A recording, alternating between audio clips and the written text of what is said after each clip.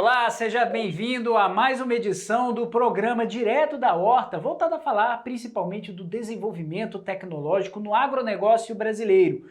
Hoje nós vamos conversar sobre um projeto estudado pela Embrapa Hortaliças há 40 anos e que em 98 descobriu uma nova variedade da batata baroa, a amarela de Senador Amaral. E para conversar sobre todo o desenvolvimento desse estudo e os resultados que foram obtidos, eu faço o convite para essa conversa com o pesquisador da Embrapa Hortaliças, Nuno Madeira. Nuno, muito obrigado pela disponibilidade de conversar conosco mais uma vez. Seja bem-vindo. Muito obrigado, Gustavo. É um prazer falar desse projeto aqui.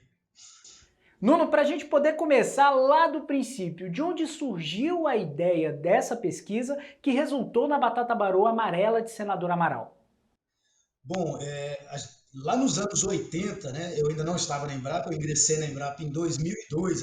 Esse projeto era conduzido por outro pesquisador chamado Fausto dos Santos e havia muito pouca tecnologia agregada à cadeia produtiva de mandioquinha salsa, batata baroa, batata fiuza, conforme a região ela recebe vários nomes.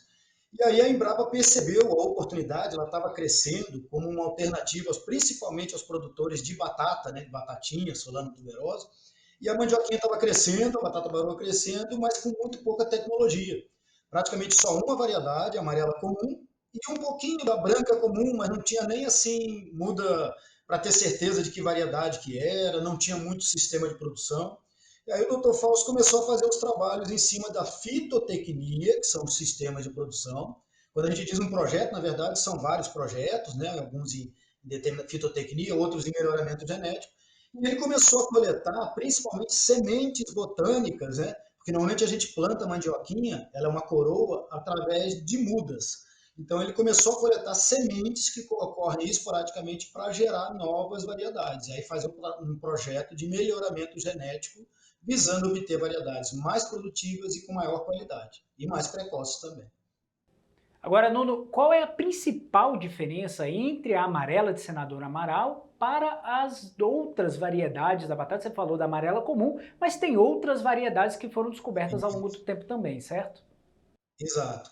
Então, antes, vamos imaginar no cenário em que ela foi lançada. Em 1998, ela começou a ser lançada e foi um processo de lançamento nas regiões de produção, que são os 6 principais estados aí, os do Sul e do Sudeste. E aí ela era, em relação à amarela comum, que era praticamente 98, quase 100% dos cultivos, ela era mais produtiva, mais precoce 2 meses, mais produtiva uns 20 a 50%, e ela era também com melhor aspecto de raízes. Então, raízes de um tamanho médio. A amarela comum dava umas raízes exageradas, que pareciam, inclusive, estar passadas um pouco. Nem estavam, mas pareciam. O mercado não gostava, como se fosse mandioca, assim, muito grande. E a amarela de Senador Amaral, ela tem um acabamento muito bom, uma qualidade muito boa. E mesmo hoje, então esse era o cenário de lançamento. Ela era mais produtiva, mais precoce e mais bonita, vamos falar assim. Mesmo hoje, nós temos atualmente materiais mais produtivos. Conseguimos, a gente vem continuando com o melhoramento genético, já lançamos novas variedades e a gente tem materiais mais produtivos. Mas mesmo hoje, eu diria que a amarela de Senador Amaral ainda é o material que tem o melhor acabamento de raízes. Tanto o que a gente chama de ombro, que é aquele, né, é a inserção no caule, quanto o ápice da raiz, que é muito bem acabado, muito arredondado, quanto a película dela, que é muito lisinha, quanto a coloração, que é muito amarelinha, como o mercado gosta. Então, ela tem o melhor aspecto visual de raízes também. Até hoje, ainda é um material que eu diria com melhor qualidade de raiz. Nuno, pegando esse gancho justamente da melhor qualidade de raiz, recentemente dá para se ver, inclusive os produtores costumam relatar isso, que a amarela de Senador Amaral é uma das mais aceitas pelo público. Como isso é possível? Como foi possível chegar nesse melhoramento, principalmente para ter um visual bem atrativo para o consumidor? Perfeito. O Brasil é um país que não tem muita variabilidade genética de batata baroa mandioquinha, porque ela é dos Andes. Ela foi introduzida em 1907 numa missão comercial colombiana, como um presente. Então a gente tinha muito, não tem variedade como a gente tem de batata doce, nativa do Brasil, como a gente tem, inclusive de batata, através de programas de melhoramento genético de outros países. E do Brasil também, hoje em dia, né? Já há décadas o Brasil também tem. Mas existe uma diversidade genética muito grande para outras espécies. Mandioquinha não tinha. Então, a gente teve que fazer o programa de melhoramento genético pegando as sementes e começando do zero, ampliando a variabilidade genética a partir de sementes. O Dr. Fausto fez isso e eu também faço isso desde 2002. Então, eu estou há 22 anos aqui trabalhando com batata baroa, com mandioquinha salsa, também tentando achar. E a gente leva 6 anos para sair da semente até a variedade.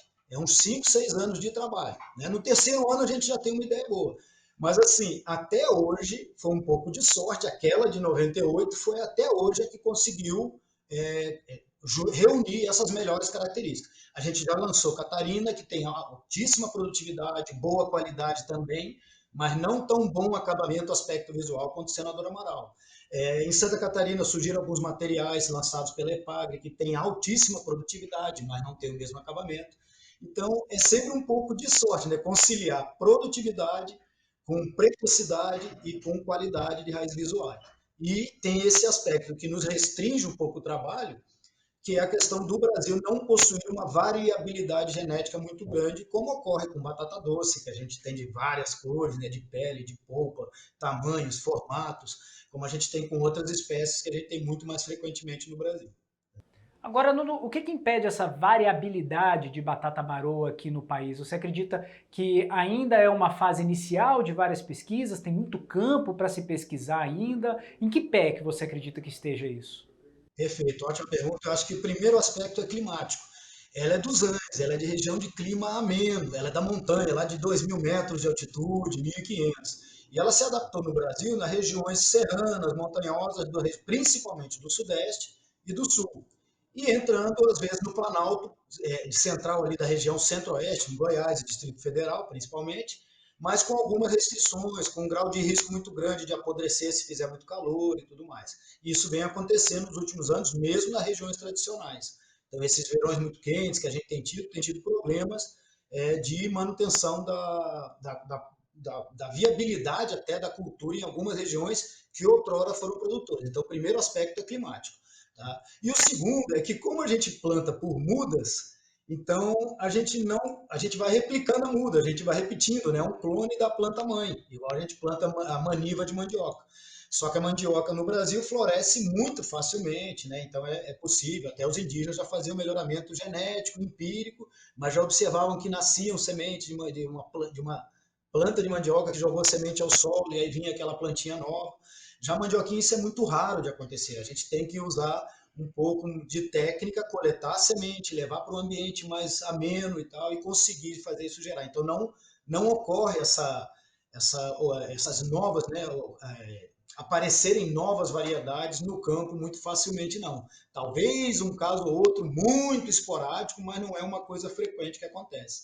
Pelo método de plantio, que é por mudas. Tá? Então, são os dois fatores, climático e o método de plantio por mudas. Então, a gente não amplia a variabilidade genética. Isso mostra, inclusive, a importância da pesquisa que a Embrapa faz para conseguir Perfeito. chegar nessas variedades. Há pouco você disse que todo esse tempo de produção da batata, todo o tempo de desenvolvimento dela, chega a ser mais curto no caso da amarela de Senador Amaral. Isso foi pensado para tentar abranger um público específico de produtor, como a agricultura familiar, por exemplo? Eles têm um benefício maior desse tipo de produção? Sim, tem. Não só eles, todos os agricultores têm, mas tem um aspecto que é muito importante. Primeiro, o ciclo da amarela comum era no mínimo 12 meses, era 12, 13, 14, 15 meses até, para ela encher raízes.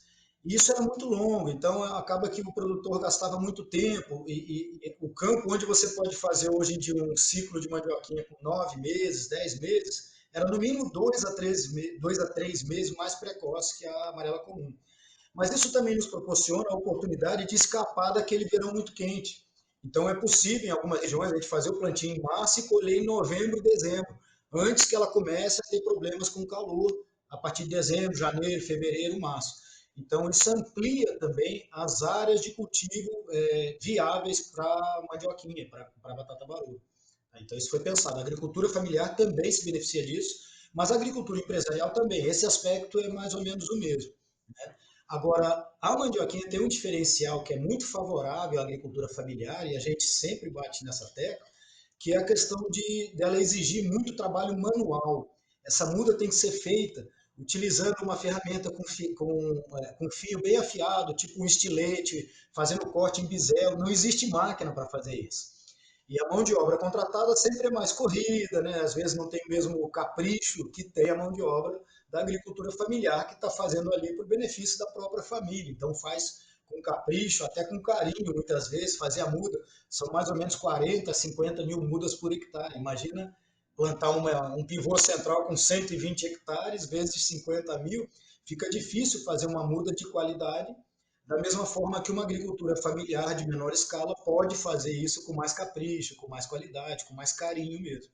Então, esse aspecto mantém ainda muito da cadeia produtiva de mandioca e a salsa nas mãos mais da agricultura familiar até hoje, apesar de já existirem grandes produtores, trabalhando muito bem também, e empregando muita gente. Mas esse capricho necessário para fazer a muda, o cuidado também na colheita, ela exige uma mão de obra cuidadosa, né? Você vê que ela apodrece um pouco mais rapidamente que cenoura, que batata.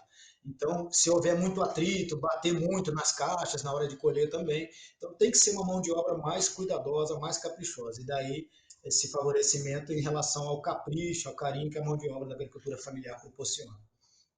E se torna, inclusive, uma nova forma, uma nova fonte de renda para a agricultura familiar. Olha, o papo tá bom, o Direto da Horta vai para um breve intervalo, mas fica aí que a gente volta já já.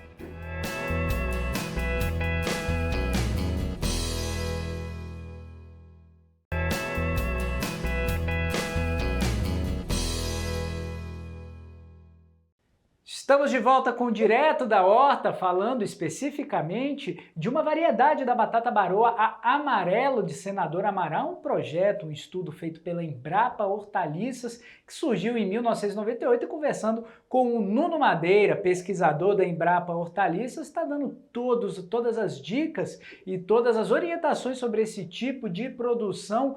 Nuno, você há pouco disse que esse processo todo ele é mais curto e também porque a batata baroa ela tem uma origem lá dos Andes, então tem um terreno específico em que ela consegue ter um desenvolvimento melhor. Aqui no Brasil, como foi a pesquisa para encontrar esse terreno específico? Como foram os resultados para encontrar esse melhor desenvolvimento do tubérculo?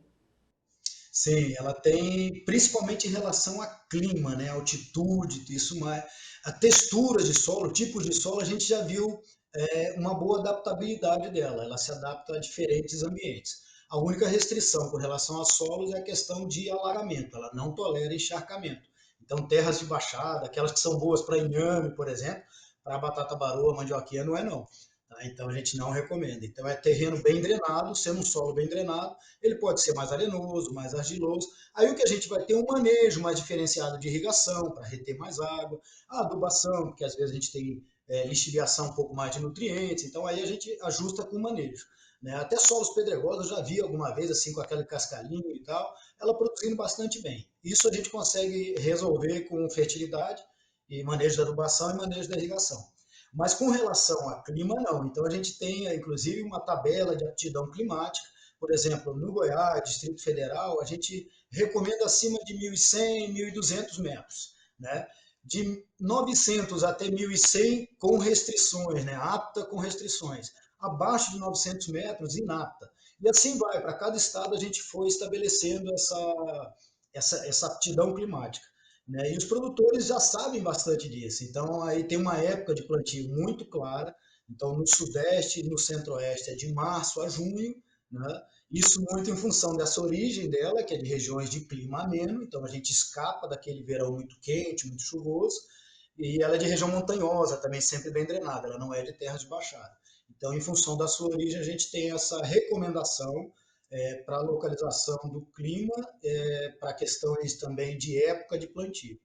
No sul, a gente tem uma faixa maior, porque já é mais ameno o clima, então a gente tem uma faixa maior de época de plantio. A gente pode plantar a partir de maio, junho, sempre com alguns cuidados em relação aí às geadas, ela é bastante tolerante às geadas, mas claro, se pegar muitas geadas consecutivas, algumas geadas muito fortes, isso também esgota a reserva dela, porque ela tem estrutura de reserva. Ela queima a folha com a geada, mas ela rebrota novamente a partir da estrutura de reserva. Mas se forem muitas geadas consecutivas, então nessa região onde é sujeita a muitas geadas, a gente atrasa um pouco o plantio, lá para agosto, mais ou menos. Se for uma região já um pouco mais baixa, que não tenha tantas geadas fortes, pode plantar a partir de maio, junho, e isso para a região sul do Brasil. Tá? Então a gente tem essa tabela de aptidão climática.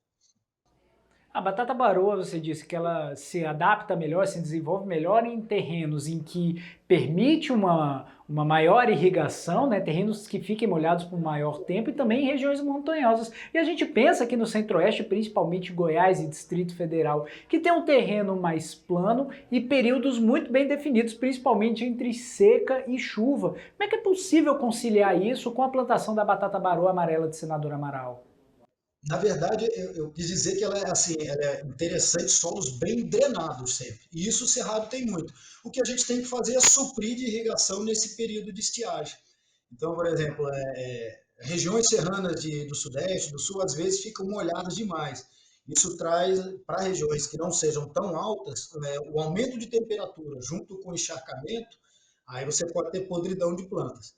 Agora, aqui no Cerrado, eu estou aqui em Brasília, né, falando aqui da Embrapa Hortaliças, a gente tem aqui no Cerrado, o Distrito Federal, em torno de 1.000 até 1.200 metros, a gente tem uma boa drenagem.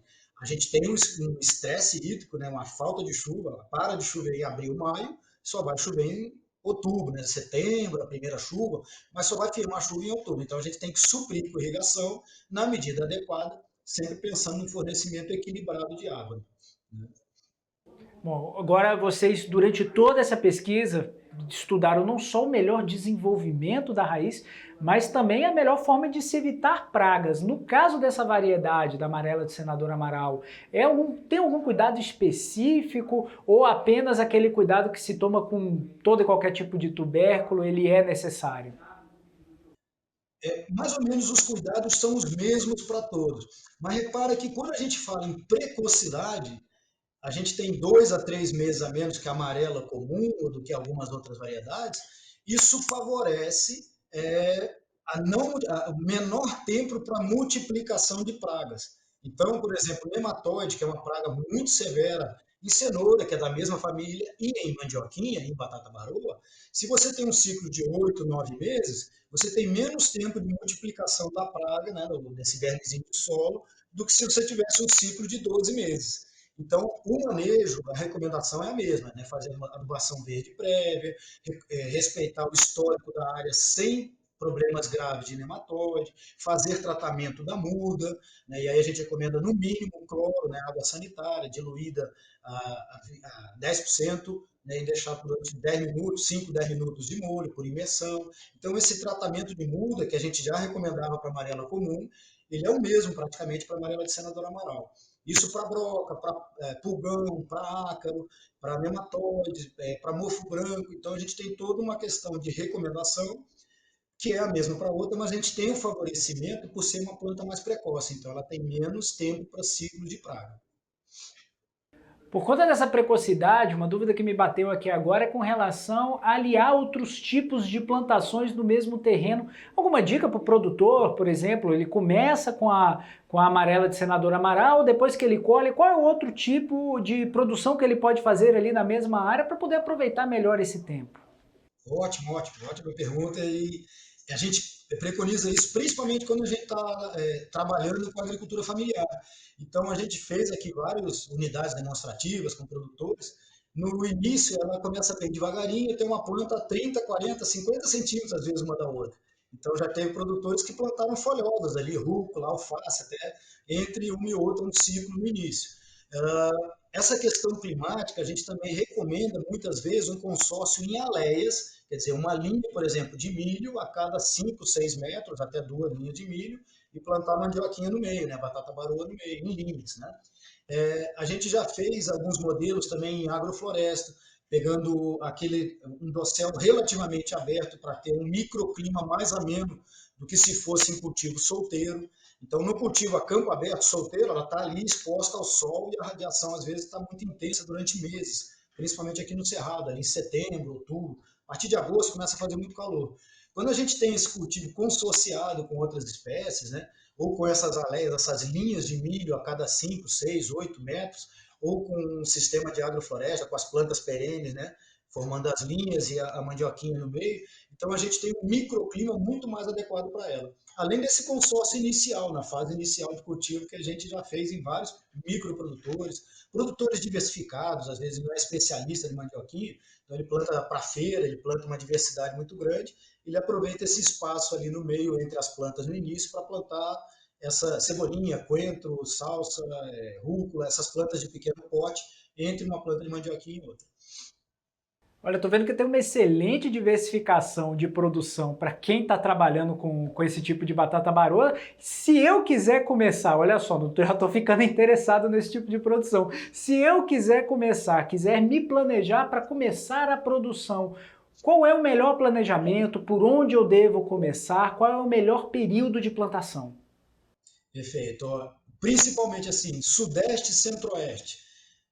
Começa em março, mas às vezes março ainda está muito quente. Depende um pouco da altitude, né? Mas abril, maio é o período ideal para plantio e ele se estende até junho, julho.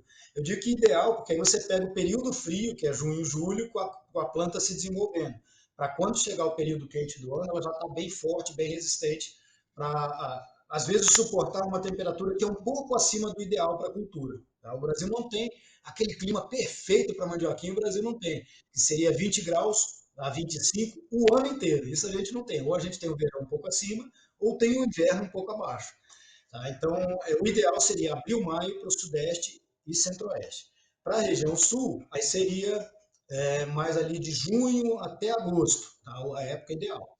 E aí a gente sempre recomenda saber o histórico da área, fazer uma adubação verde prévia para aumentar o teor de matéria orgânica, mas não é aquela matéria orgânica esterco, cama de frango trazido de fora, não. É aquela matéria orgânica estrutural, né, de uma planta de cobertura, como aveia, como milheto, como crotalária, se decompondo e formando estrutura do solo, formando perfil do solo. É o sistema radicular dessas plantas de cobertura também se degradando, se decompondo ali no solo. E isso homogeneiza, né, uniformiza o solo. E buscar mudas de qualidade. Em geral, muitos produtores até hoje ainda pegam mudas de outros produtores e vão mantendo. Ele pode, com um bom critério, manter sua própria muda durante 5, 10 anos, se ele tiver um bom critério. Né? Mas o que muitas vezes acontece é favorecer a produção de raízes em detrimento da parte aérea, que é onde a gente tira muda. Então a gente vê uma perda de vigor ao passo de 1 ano, 2, 3, 4 anos. Então a gente recomenda, e para isso a gente vem fazendo um trabalho muito forte, do campo de produção de mudas, que em geral não é o produtor de raízes de mandioquinha que faz, é uma empresa de mudas. Então tem poucas empresas ainda, é um universo, é uma oportunidade para alguns agricultores ser um produtor de mudas certificadas. E a gente tem alguns parceiros, já chegamos a ter 10, atualmente estamos com 6, se não me engano, parceiros para produção de mudas certificadas de mandioquinha salsa, de batata baroa, né, pelo Brasil afora. A maioria no sul e alguns na região de Minas Gerais também.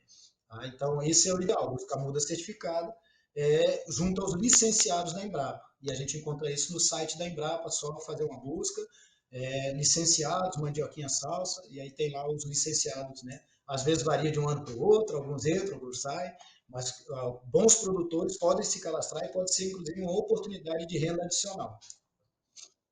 Maravilha, olha, o programa Direto da Horta vai ficando por aqui.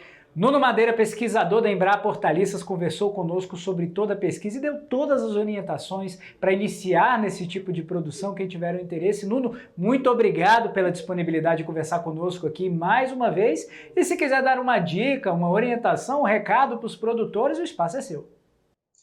Muito obrigado, Gustavo. Muito obrigado aí quem está nos ouvindo. Realmente a mandioquinha é uma boa alternativa e é um alimento riquíssimo, tradicional de algumas regiões. O caldo de mandioquinha, riquíssimo nutricionalmente, um amido de alta qualidade. O Brasil tem produção ainda abaixo da demanda, ela costuma ter preços muito favoráveis ao produtor, né? Principalmente quando ele faz a comercialização mais direta, mais justa.